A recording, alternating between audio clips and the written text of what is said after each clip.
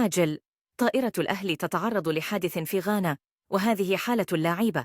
في البداية لا تنسى الاشتراك والإعجاب بالقناة وتفعيل الجرس.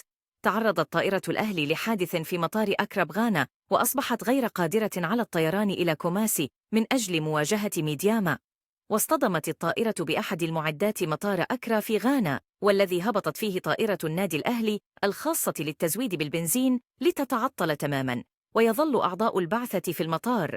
وفشلت جميع محاولات مسؤولي الأهلي في إيجاد طيران داخلي ينقل البعثة من العاصمة أكرا إلى كوماسي، ويصعب السفر على الطريق البري، حيث تبلغ المسافة بين المدينتين 150 كيلومتر. ومن جانبه أكد الإعلامي أحمد شوبير أن جميع لاعبي الفريق الأول لكرة القدم بالنادي الأهلي بخير، ولم يتعرضوا لأي إصابات جراء هذا الحادث، وأنهم جميعا جاهزين للمباراة ضد ميدياما.